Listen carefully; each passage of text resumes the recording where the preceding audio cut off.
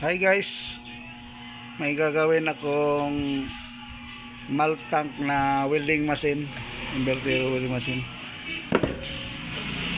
Ito ang problema nito, walang display dito. Tapos sira din dito ang IGBT, itong isa dito. Sira yan. Pero napalitan ko na ito, pag testing ko wala pa rin, hindi pa rin siya gumana. Ngayon nag-check ako dito sa nagbigay sa kanya ng switching dito nag-check ako dito ng mga dito sa ito, hindi para makita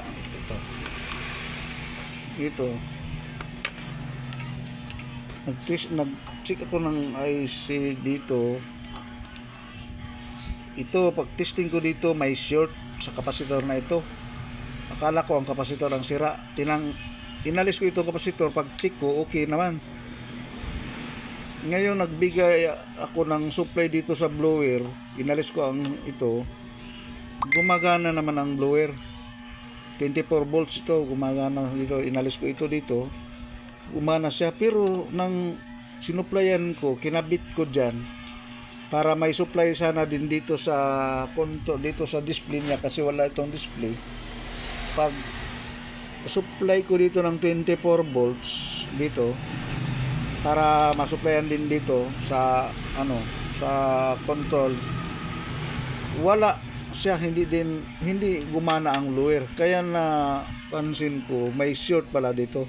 So inalis ko ito, inalis ko ang itong wire na ito. Pag alis ko, tinisting ko ang terminal dito. Pag testing ko ng terminal dito, may short. May short yan.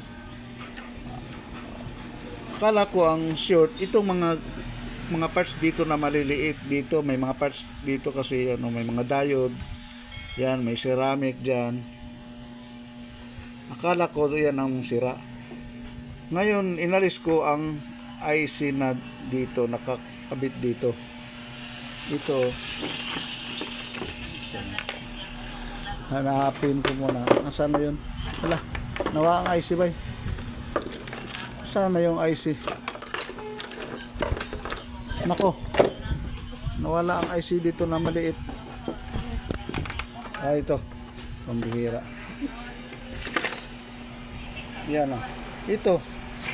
Itong IC na ito. Yan, itong IC na ito. Galing yan dito. Inalis ko yan, tapos pinalitan ko. Naghanap lang ako dito sa ibang mga yan, pinalitan ko yan. Ngayon, mag-testing ko, may output voltage na at saka may display na dito. Ito. Tayo, mabihira. Walang makahawak kasi ng ng camera. Ito na. Wala yan. Ngayon, mag-testing ako dito.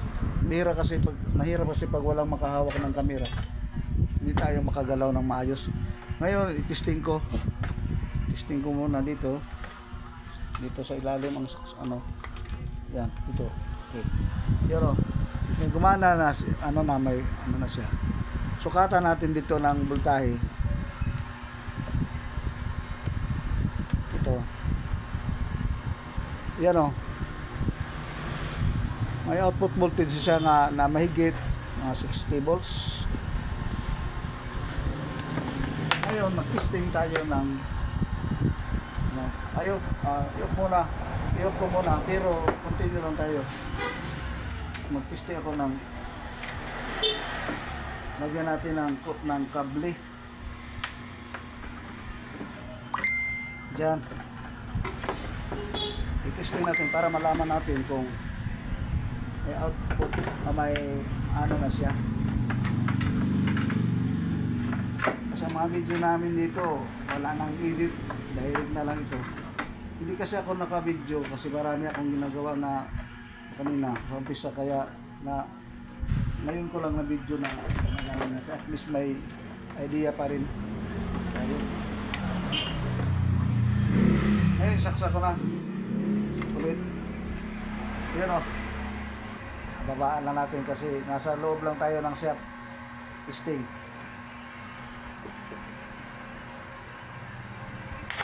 Yun. Gumana na. Yan, okay na siya. Dip lang natin.